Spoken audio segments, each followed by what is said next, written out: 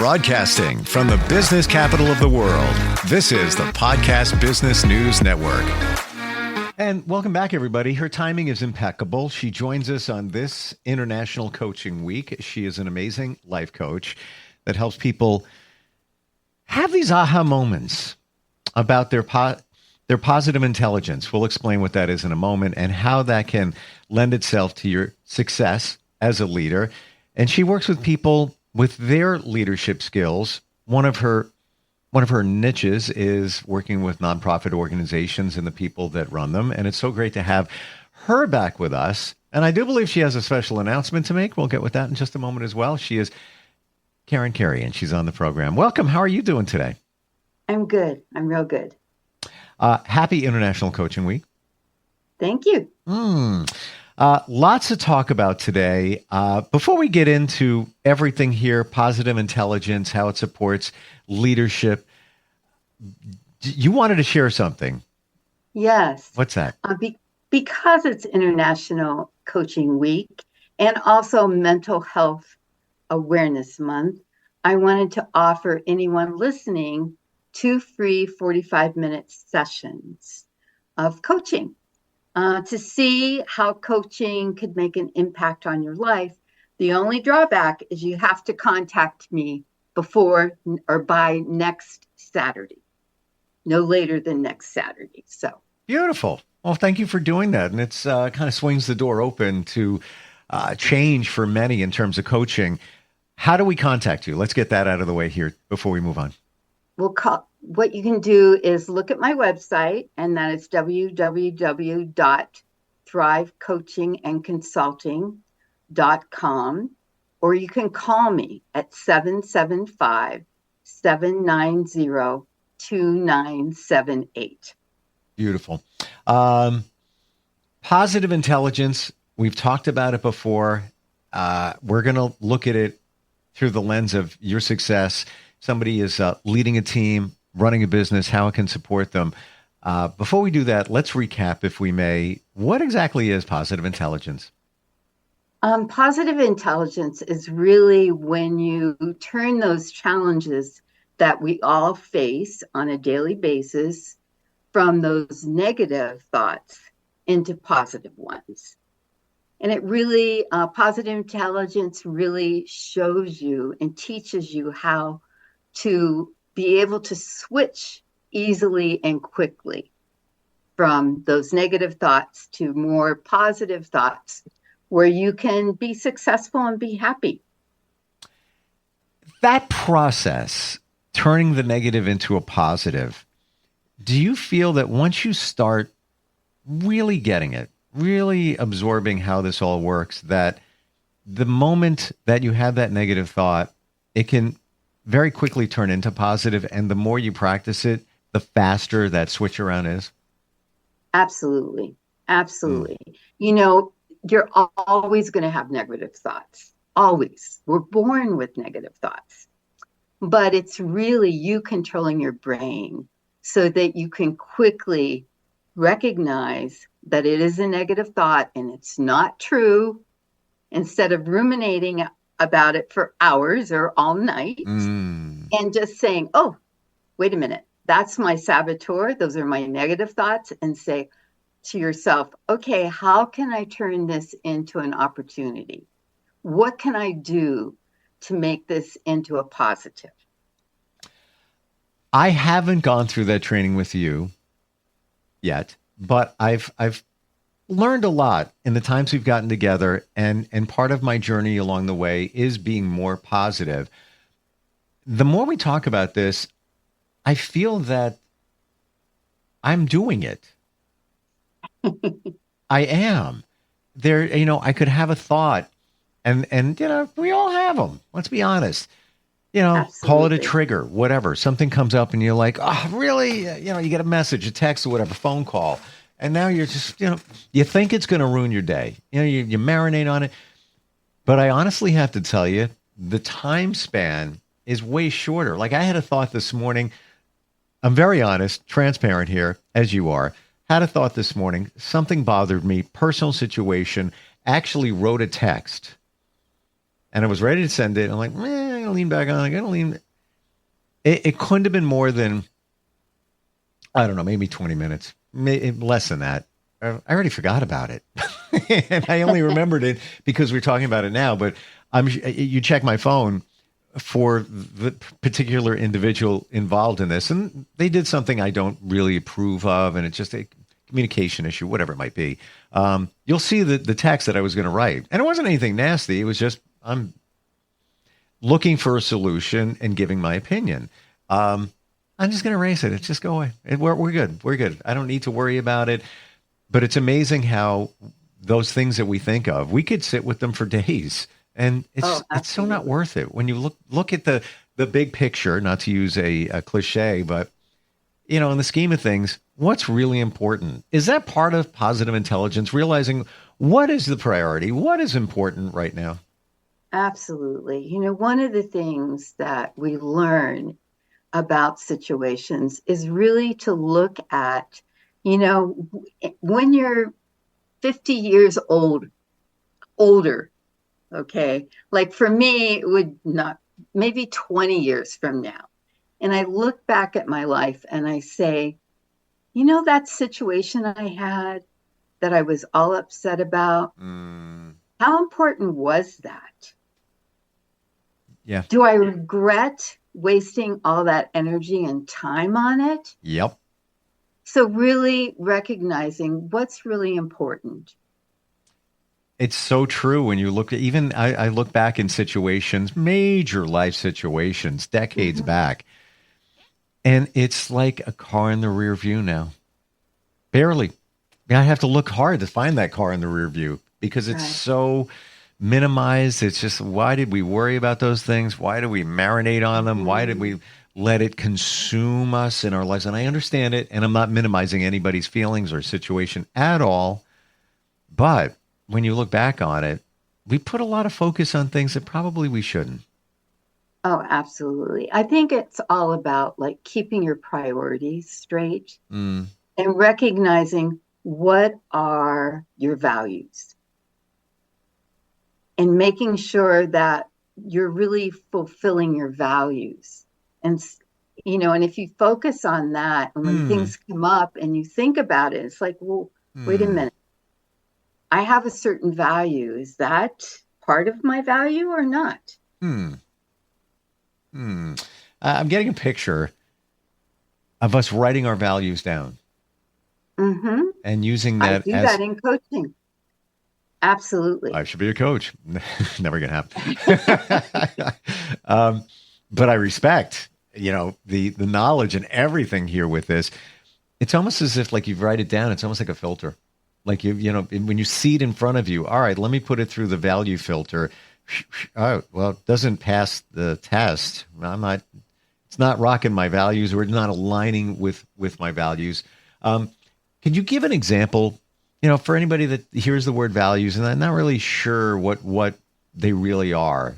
Could you give just name three that could be? Okay. Integrity. Okay. I think that's a really important one, especially if you're a leader. Totally agree. And a leader is anyone, really, if you think about it. It's not just someone with a title. You're a leader to your children, a leader in your church. We're all leaders in some way or another. Another value could be honesty, which is a little different than integrity. Another value could be safety. So one of the things that I've always done is that if I've had to have a difficult conversation with a team member, I think about that prior to having the meeting, and I really focus on, okay, what are my values? How do I want to come across to this person? Okay. Now that made it even clearer. And it really helps keep you more focused instead of getting off on maybe your anger or frustration, is keeping it like really I wouldn't say balanced, but really making sure that you're following your values, that this person can walk away after this conversation and feel like, okay, I know what I'm not doing correctly. I've been given the opportunity to change it. Mm-hmm. I've been given support. So, if I need support or more education to get that, so they don't walk away feeling like I'm just stupid. This person doesn't like me. I'm never going to succeed. I get a visual. There's a term, stay in your lane. Stay in your lane, right? I get a visual of not the integrity lane. That's actually one of my values, but stay in the lane of you. And the values help you stay in there instead of veering over to another lane or another one. You're staying true to who you are. One of mine is integrity. What would 3 values for you be? Well, integrity is one of mine. Okay. Honesty is another one. And then another one would be the one I said, safety. Interesting. How do you define safety? I define that as like making sure that I am in a place that my actions are showing others that I respect myself and that I am going to make sure that I take care of myself.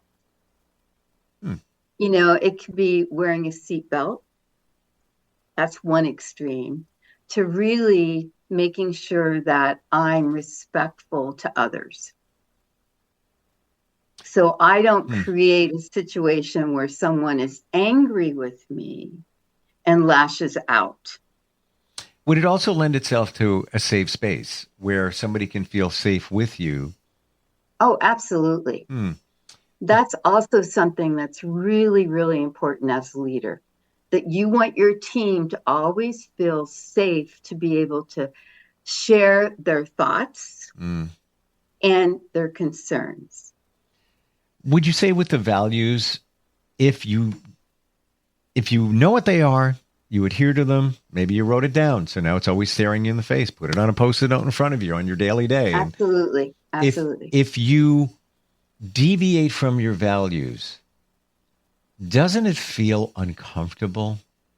Absolutely. Or just goes against your grain? Like for me, I'm right there with you, Karen, with integrity and honesty. Absolutely. And I think for me, it would be fairness / compromise. But when things aren't fair, and it's not just about me, but when they're not fair for others and in situations, it just I feel my back tense up. Like it just bothers me. Absolutely. Yeah. And I think, those feelings that we get, those negative thoughts when we don't follow our values, that's a really good, key, sort of like a little wake up call to you to say, wait a minute, I'm deviating here. Yeah. I'm messing up. I swerved. I swerved out of the lane. Right. And we're all guilty of it. We're not perfect. None of us are. Sure. So that, for a team member, a leader's credibility is really important. And integrity. Which is a lot of what we're talking about, that credibility. So positive intelligence, PQ, what else should we look at if we want to ensure success as a leader? Well, we want to be able to manage those inner critics of ourselves. So we can be,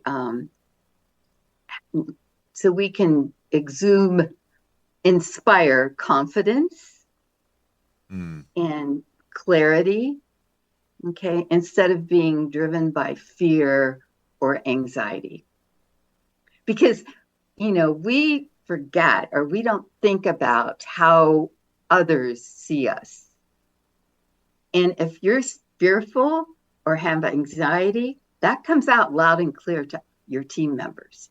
They pick up on that. It's not too difficult for that to happen. So if you want to inspire confidence, you have to be confident. And you have to make sure that those saboteurs and those negative thoughts are kept at bay. It's almost like walk the walk and talk the talk. Absolutely. And really, you want to boost your mental fitness. And you do that by, doing PQ reps and if you do that, your muscle is going to strengthen and you're going to be able to manage challenges and crises better without those negative thoughts and emotions coming into play, which will really, wreak havoc with you and your team, because they're going to pick up on that really easily.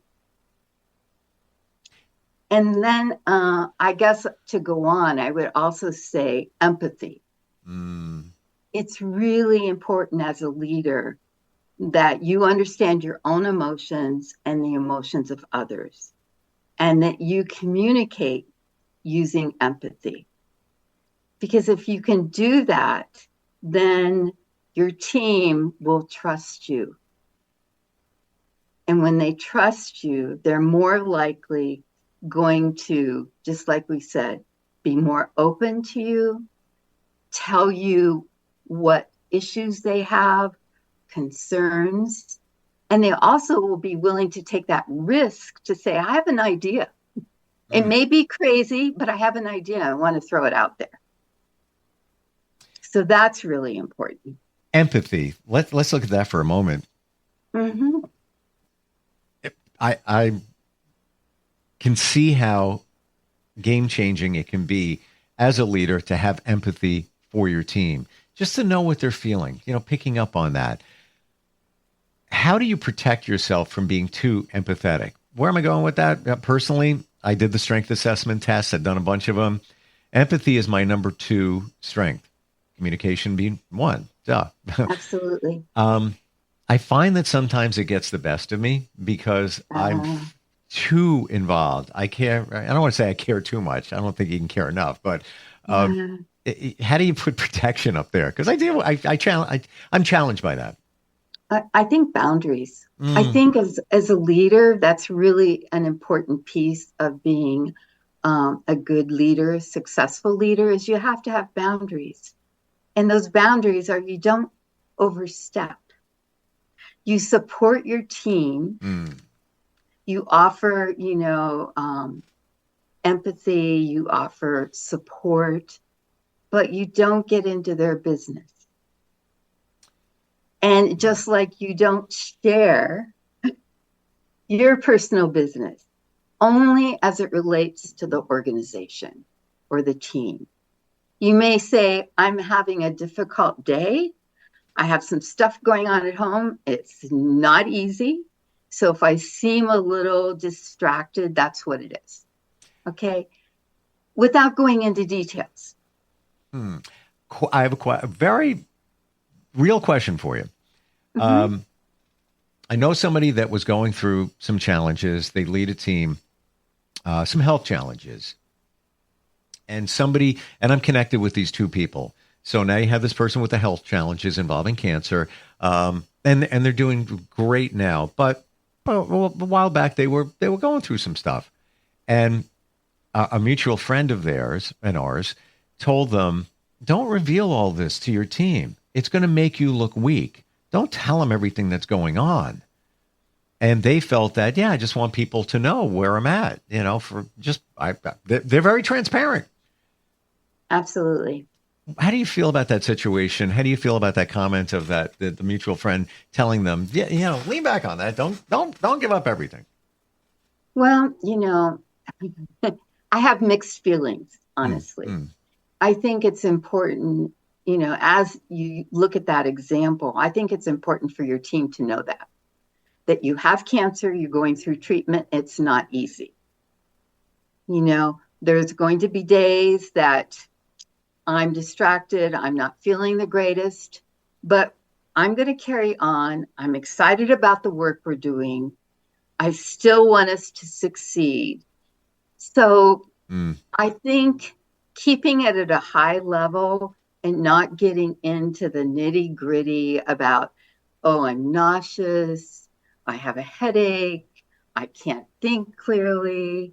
You see where I'm going? Does that make sense? It does. And it came through very clear just now and this is my thought on all of this. And I'd love your opinion. If you're going to share things, there has to be something for somebody else. Where am I going with that? You share with the team, going through cancer treatment. Yeah, it's a bit of a challenge, but you're showing them how you're powering through, and you're being courageous. You're being strong about it. You're being transparent about it. There are Absolutely. lessons that you're showing the others, as opposed to, just to let you know I have cancer and, might not be in tomorrow, and just, victim mode.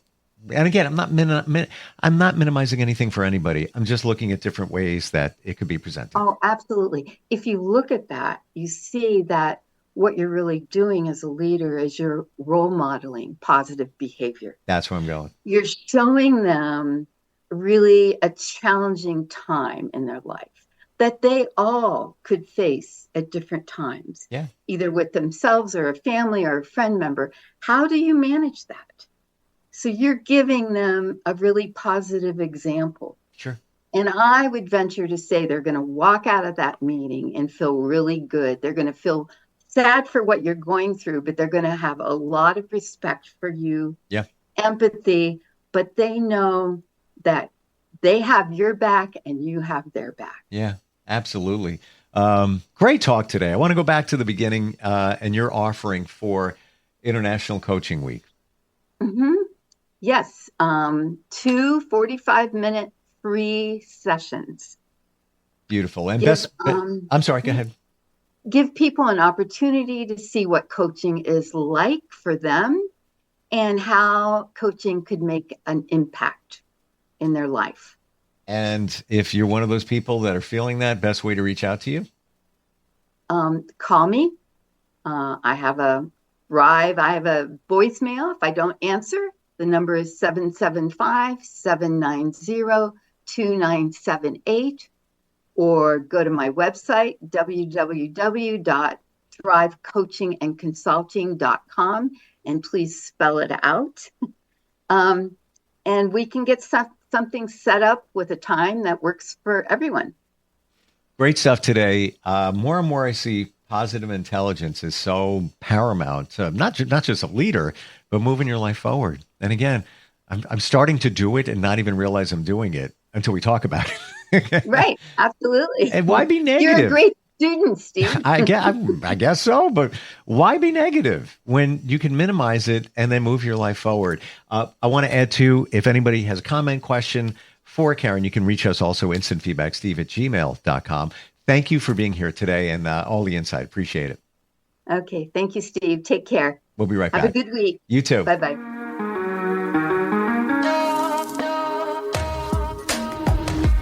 Broadcasting from the business capital of the world, this is the Podcast Business News Network. It's Thursday night, and you're grabbing drinks with some friends. Started off with a pitcher for the table, which quickly becomes 2. There's pool. And there's the photo booth. All right, everybody squeeze in. Say cheese! Followed naturally by an order of wings. And another. Can we get some extra ranch sauce?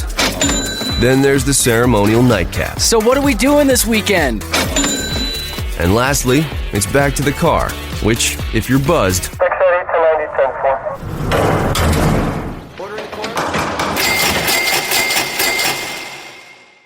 could be the most expensive night of your life.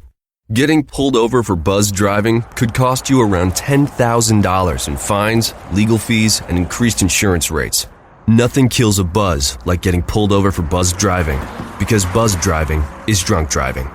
Brought to you by the National Highway Traffic Safety Administration and the Ad Council.